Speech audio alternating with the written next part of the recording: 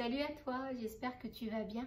Aujourd'hui, je vais te raconter l'histoire de l'affreux moche Salétouflère et les Oulumpim. Alors ouvre grand tes oreilles parce qu'à la fin, je vais avoir des petites questions pour toi. L'affreux moche Salétouflère et les Oulumpim. Un livre écrit et illustré par Claude Ponty et édité par l'École des loisirs. L'affreux moche Salétouflère a enterré la maison de Palumpim sous son horribuleuse ville poussière étouffante. Il est froid dur comme au nord polaire en hiver. Il a arraché les rayons du soleil. Il est content. Palumpim, qui ne peut plus sortir de sa maison, se sent comme dans une prison. Heureusement, dans son atelier-salon, il y a ce qu'il faut pour fabriquer des creux à fond capables de percer des tunnels dans la terre, le sable, la meringue, la roche et le roc. Des baladins qui vérifient les routes et les chemins. Des yeux-ils qui voient tout, vidéotent tout, entendent tout et racontent tout. Cobalumpim, qui ne peut plus sortir de sa maison non plus, se sent aussi comme dans une prison. Dans son atelier-salon, il y a aussi ce qu'il faut pour fabriquer des creux à fond capables de percer des tunnels dans la terre, le bois, la guimauve, le bitume, la roche et le roc. Des baladins qui vérifient les sentiers et les pistes. Des yeux-ils qui voient tout, vidéodent tout, entendent tout et racontent tout. Pim revisse le bidon d'une yeux-il avant de l'essayer. Ses réserves de nourriture et de lecture lui permettent encore de vivre longtemps. Il lui faut savoir ce que le dehors est devenu. Cobalumpim essaye une yeux-il à pattes sur le plancher. Ses réserves de lecture et de nourriture lui permettent de vivre encore longtemps. Il lui faut savoir s'il y a toujours un dehors.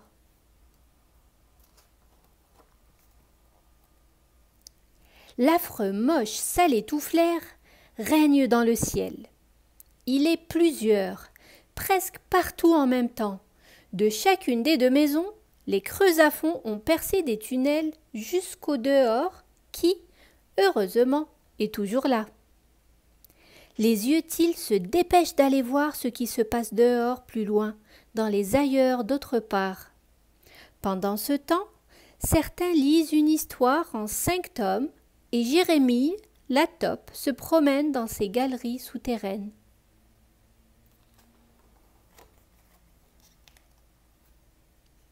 Les arbres fuient l'horribuleuse ville poussière, étouffante de l'affreux moche Salétouflère. S'ils restaient, ils mourraient. Ils se sauvent de toutes les forces de leur vitesse. Ils espèrent trouver un endroit où mettre au monde leurs petites feuilles vert tendre et leurs fruits mignons. Ils cherchent un grand, beau pays de printemps, s'il en existe encore. Près du feu, dans la cheminée, Palumpim réfléchit. Les images qu'ont rapportées les yeux-ils montrent le dehors et des yeux-ils qui ne lui appartiennent pas. Cobalumpim, dans son fauteuil, se pose les mêmes questions. Le dehors existe toujours, il est bien là. Mais qui d'autre a construit ce creux à fond, ces baladins et ces yeux-ils inconnus?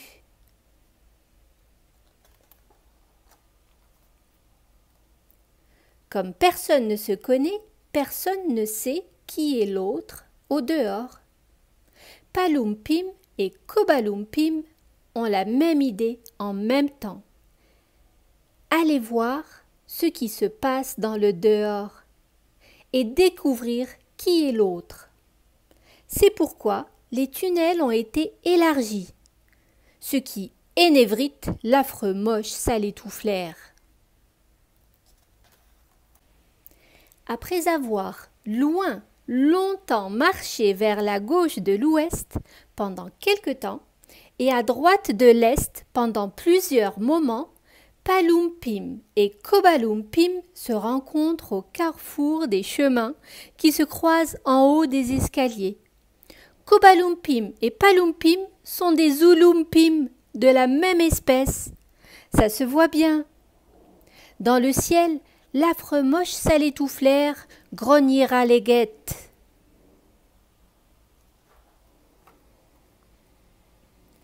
Passé la porte en haut des escaliers, les deux Zoulumpim grimpent dans les grottes des vieux bébés. Les vieux bébés dorment du long sommeil immobile. Ils ne se sont jamais réveillés. Peut-être qu'ils dorment pour toujours, peut-être pas. Il y a sûrement quelque chose à faire pour qu'ils se réveillent et se lèvent. Mais quoi? Sortis des grottes dans le pays des éléphants nains, Cobalumpim et Palumpim comprennent la raison du malheur du monde. L'affreux moche salétouflaire a arraché tous les rayons du soleil.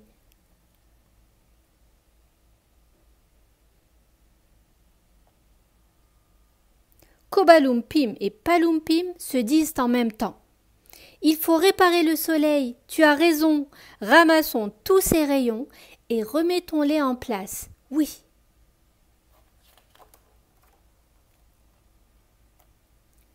Après avoir marché un moment à droite du nord et 3 instants à gauche du sud-est, les Zoulumpim arrivent au pays des Yérédémains, que l'affreux moche salétouflaire veut détruire aussi. Abouji dit « Suivez le chemin de Lara Gné du soir. C'est le seul et unique chemin qui conduit au soleil blessé. Il faut le guérir, sinon c'est la fin de notre histoire. » Aussitôt, Palumpim et Cobalumpim prennent le chemin de Lara.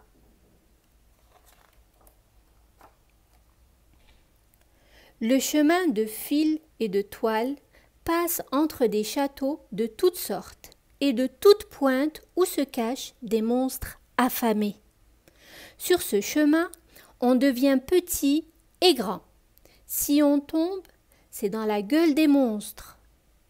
Les rayons du soleil ne sont pas lourds, mais ils sont chauds. De temps en temps, Cobalumpim et Palumpim soufflent dessus pour ne pas se brûler les mains ou la fourrure.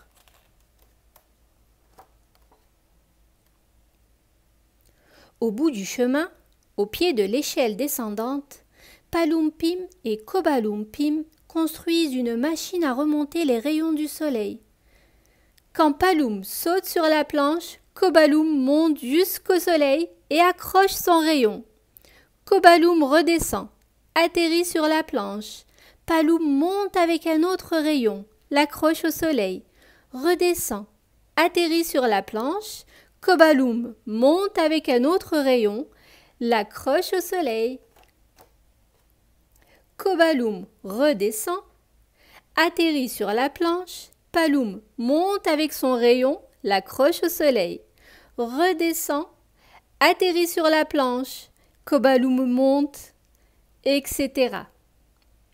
Jusqu'à ce que le soleil ait de nouveau tous ses rayons et que l'affreux moche salétouflaire soit crévassé et rongé gommé avec toute son horribuleuse vile poussière étouffante et qu'il soit tellement mort qu'il ne puisse plus respirer ni vivre jamais.